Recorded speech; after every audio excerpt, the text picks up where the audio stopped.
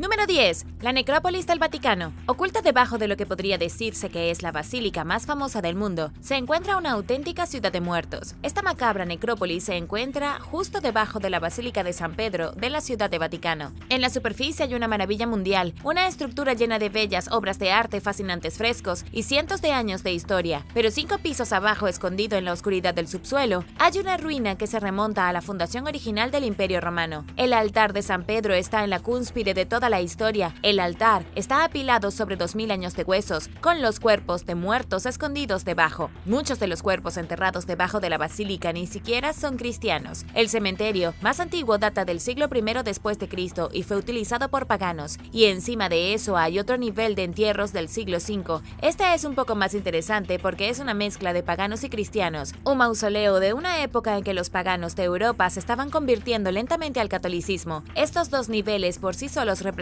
aproximadamente el 90% del tiempo que el Imperio Romano estuvo en el poder, entre los años 27 a.C. y 476 después de Cristo. Aunque la Basílica de San Pedro es lo que todos conocen y por lo que la colina es famosa, fue un lugar sagrado durante mucho tiempo. En otro giro sorprendente hay una iglesia escondida enterrada debajo del piso de la basílica y encima una iglesia más reciente del siglo XII. La Basílica de San Pedro es realmente la última incorporación aquí, construida sobre una historia mucho más antigua. Número 9. La muerte del Papa Juan Pablo I. En septiembre de 1978, el Papa Juan Pablo I murió repentinamente y sin previo aviso. Su muerte se produjo solo 33 días después de haber sido elegido para el puesto de la Santa Sede. Lo inusual en este momento fue que surgieron informes contradictorios sobre las circunstancias de su muerte inesperada. Aparentemente hubo anomalías en el certificado de defunción y hasta el día de hoy nadie está completamente seguro de lo que le sucedió a uno de los papas con la vida más corta en la historia de la Iglesia. Lo que sí tenemos son muchas teorías de conspiración, cualquiera de las cuales podría ser una real. El único problema es que no tenemos suficiente evidencia para decir cuál es la correcta. Hay una teoría sobre el Banco del Vaticano, y los que estaban a cargo de esa ala particular del Vaticano eran tremendamente corruptos y estaban preocupados de que el Papa Juan Pablo I fuera a derribar el martillo. Supuestamente lo asesinaron para mantener sus finanzas seguras. La corrupción es real y está documentada. Sabemos que el director del Instituto para las Obras de Religión del Vaticano, una de las instituciones financieras más poderosas del mundo, está metido hasta el cuello en la corrupción. Su nombre era obispo Paul Marquintus y fue acusado en 1982 por ser cómplice del colapso del Banco Ambrosiano y perder aproximadamente 3.5 mil millones. También sabemos que uno de los cómplices del obispo era un hombre llamado Roberto Calvi, quien era miembro de la ilegal logia masónica italiana. Fue encontrado muerto en Londres en 1982, pocas semanas antes de que su corrupción se hiciera pública. Su muerte fue declarada autoinfligida, pero también hay muchas teorías de conspiración al respecto. La moraleja aquí es que mirando la muerte del Papa desde un ángulo externo, realmente parece que el Papa fue asesinado para proteger al banco, pero al final el escándalo fue demasiado grande para ocultarlo.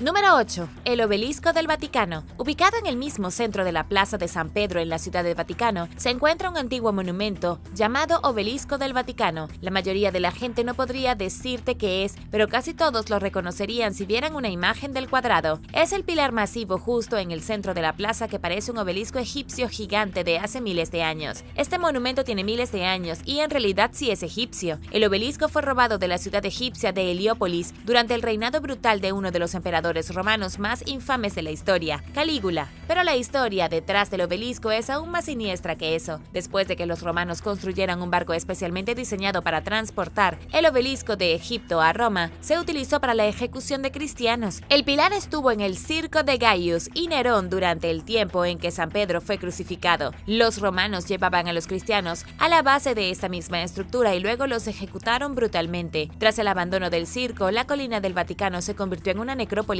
y en la Edad Media el obelisco seguía en pie en el mismo lugar con la sangre de los cristianos salpicada alrededor de su base. Fue solo en 1586 que el monumento finalmente se movió a su posición original y se colocó en el centro de la plaza. Y ahora el número 7. Pero primero, si eres un suscriptor que regresa, bienvenido de nuevo. Y si eres nuevo por aquí, también asegúrate de suscribirte y hacer clic en la campanilla de notificaciones, así no te perderás los próximos videos. Número 7. Huesos de San Pedro. Hace una década, el Vaticano exhibió por primera vez en la historia la caja que creen que contiene los huesos antiguos de San Pedro, el apóstol y primer obispo de Roma. Fue obra del Papa Francisco, el Papa número 266 de Roma. Esto fue un gran problema en ese momento porque antes, en 2013, ningún papa en la historia había dicho definitivamente que las 8 piezas de hueso escondidas debajo de la Basílica de San Pedro eran de hecho las del mismo San Pedro. Los huesos no fueron descubiertos hasta 1939 en lo profundo de las grutas debajo de la basílica, que es básicamente un laberinto de 5 pisos con 2000 años de antigüedad. Todos estos años después, todavía no hay forma definitiva de decir si estos huesos alguna vez pertenecieron al apóstol Pedro. En 1968, el Papa Pablo VI simplemente dijo que la conexión era convincente, pero no pudo dar ninguna evidencia real para respaldar la afirmación. En 2013, el Vaticano tiró toda discreción por la ventana y decidió seguir adelante, pero sinceramente no sabemos de quién son los huesos que tienen ese viejo cofre. El autor Bruno Bartoloni, que escribió Las orejas del Vaticano, dijo que ningún papa permitió que ningún científico estudiara los huesos, probablemente porque no quieren saber, y también porque hay documentos escondidos en el Vaticano que dicen que hay una maldición de 1000 años sobre la tumba de San Pedro. Cualquiera que lo abra sufrirá la peor desgracia posible. Número 6. Papas prisioneros. Durante unos 60 años, ni un solo papa salió de la ciudad de Vaticano. Fue uno de los momentos más extraños de la historia, en que cada papa se convirtió en prisionero de su propio pequeño reino. Había tardado mucho en elaborarse y finalmente entró en vigor el 13 de mayo de 1871. La Ley de Garantías italiana fue el intento del Reino de Italia de resolver el problema del papa. Odiaban que el papa tuviera tanta influencia y poder sobre la gente, por lo que la ley tenía como objetivo obligar a la Santa Sede a ser un súbdito ordinario de Italia y no un soberano. Prometieron tratar al papa con honores similares a los que le darían a un rey, pero él estaría bajo la estricta ley italiana. En respuesta, 5 papas se encerraron dentro del Palacio del Vaticano y no se fueron, comenzando por el Papa Pío IX, que murió en 1878. El papa estaba tan furioso que excomulgó al rey de Italia, básicamente sentenciándolo a cadena perpetua en el infierno. Terminó con el Papa Pío XI, quien finalmente llegó a un nuevo acuerdo con Benito Mussolini en 1929. Decidieron que la ciudad de Vaticano sería su propio país y todavía lo es.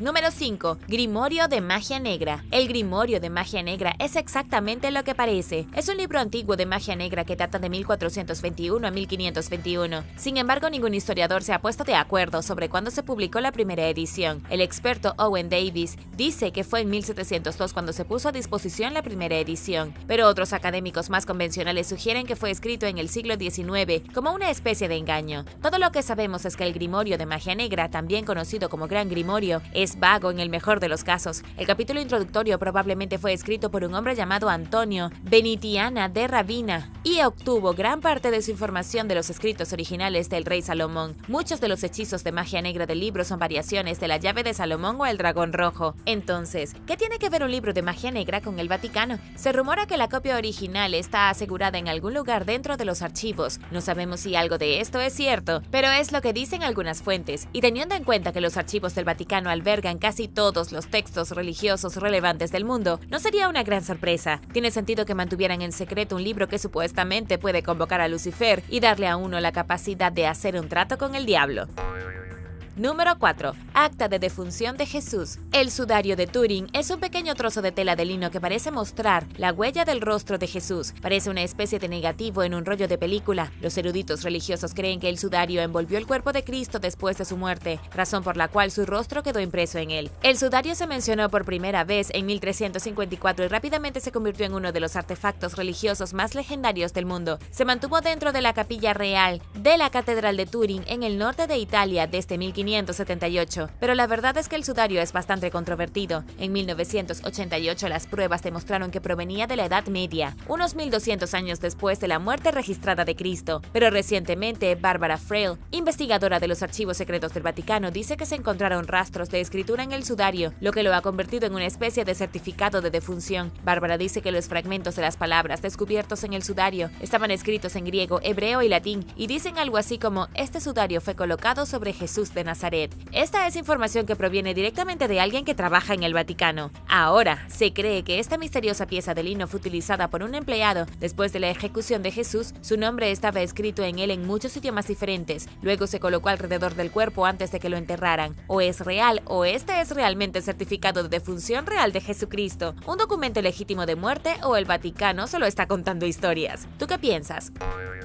Número 3. Los túneles de escape del Papa. El Passetto di Borgo se parece a cualquier otra antigua fortificación de piedra en la ciudad de Vaticano. Recorre 792 metros directamente desde la ciudad hasta el Castel Sant'Angelo, y la mayoría de la gente no sabe qué diablos es. Esta fortificación de piedra fue una vez un pasadizo secreto utilizado por los papas para escapar del peligro. El pasaje, que desde el exterior honestamente parece un muro ordinario, se construyó a partir del año 850 después de Cristo, a instancias del Papa Nicolás III, pero no se terminó hasta aproximadamente 650 años, hasta el reinado del Papa Alejandro VI en 1492. Era famoso por su corrupción y nepotismo, usando su posición y dinero para cuidar a sus hijos ilegítimos. De todos modos, terminó el pasadizo justo a tiempo. El Papa Alejandro usó su túnel de escape recién terminado para escapar cuando los franceses invadieron 2 años después. Todo este esfuerzo realmente no significó mucho, y solo un puñado de papas lo necesitó. El último que lo usó fue en 1527, cuando el Papa Clemente VII tuvo que escapar de las tropas amotinadas del ejército imperial del emperador del Sacro Imperio Romano Germánico. Las tropas se habían vuelto contra Carlos V y marcharon sobre Roma, y el Papa Clemente VII fue una de las pocas personas de alto nivel que escapó. Todo gracias a este túnel. En el 2000, como una forma de honrar el año del gran jubileo de la Iglesia Católica Romana, el Passetto fue renovado. En los últimos años, la Iglesia ha abierto los túneles a los visitantes durante un tiempo limitado cada verano. Número 2. Lucifer. Hay quienes dicen que escondido en las entrañas del Vaticano está la prueba de que el diablo existe. Estas son las mismas personas que creen que el Vaticano tiene evidencia de los extraterrestres. En otra desconcertante teoría de la conspiración, hay personas que creen que toda la Iglesia Católica, toda la ciudad de Vaticano y el mismo Papa están controlados por Lucifer. Todos ellos son títeres del diablo. Pero todo esto es solo especulación salvaje de una teoría de conspiración. Es cierto que no sabemos si el diablo existe. La única iglesia que tiene un demonio dentro es la iglesia de la Santísima Trinidad en Marylebone, en Westminster. La iglesia fue construida específicamente para celebrar la derrota de Napoleón. La representación de Lucifer vive dentro de esta iglesia en el Reino Unido, pero no es lo que piensas. El diablo fue puesto aquí por un artista local, un hombre llamado Paul Fryer, quien creó una estatua grotesca de Lucifer en cera con alas hechas de plumas reales, atrapadas en cables eléctricos. Es una de las cosas más espeluznantes de cualquier iglesia, especialmente una que ha estado en uso durante más de un siglo, aunque no se ha utilizado como lugar de culto desde la década de 1930. Pero por supuesto es solo el trabajo inquietante de un artista, no prueba que el diablo está dirigiendo el Vaticano.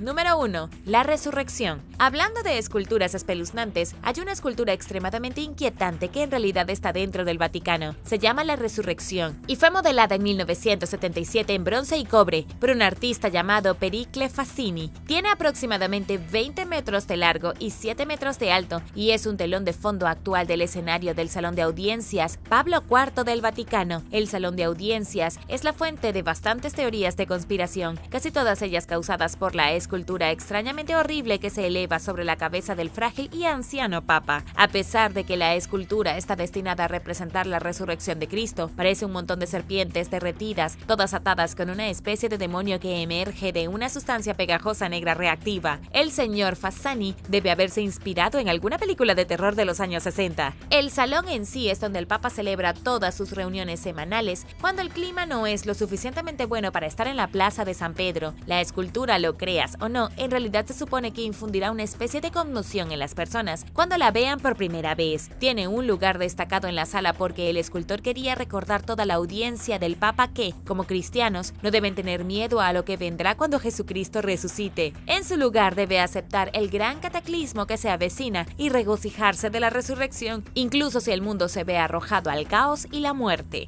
Gracias por ver el video. ¿Cuál crees que es la parte más espeluznante del Vaticano? Déjame saberlo abajo en los comentarios. Y no olvides darle me gusta al video. Asegúrate de suscribirte antes de irte y nos vemos la próxima vez.